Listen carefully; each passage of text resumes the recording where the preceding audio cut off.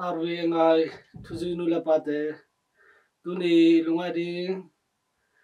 lai sang thoin luka leng som langa aneu khat pan som changa hi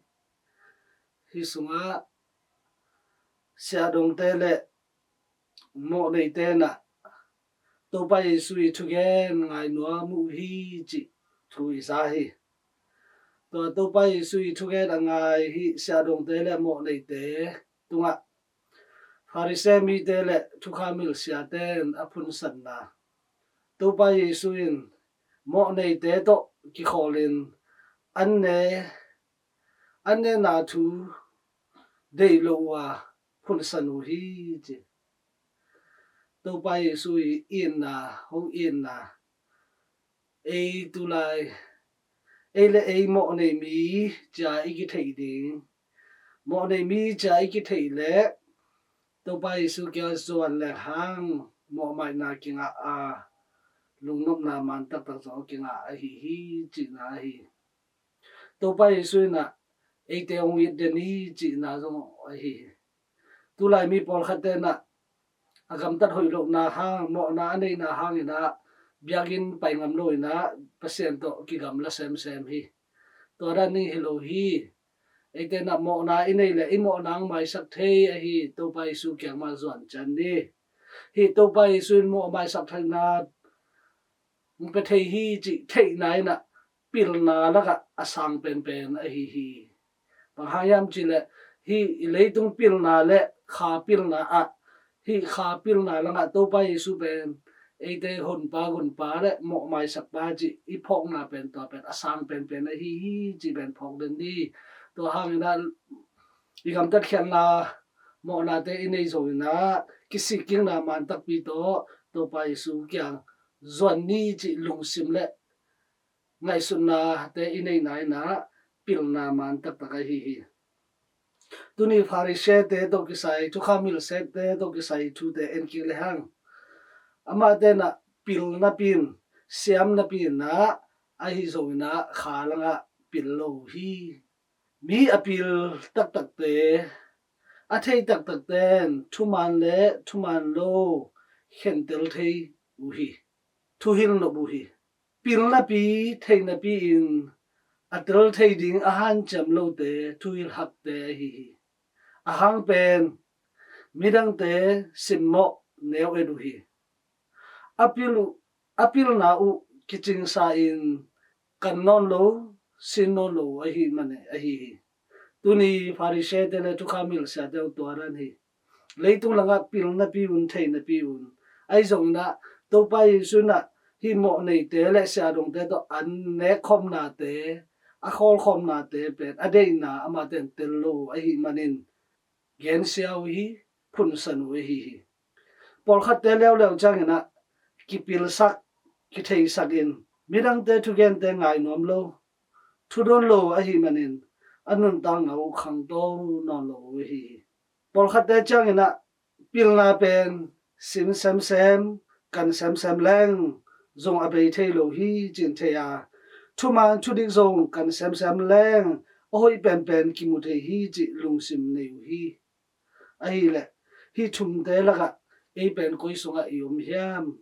pil na le tel na te kan sem ding sin sem ding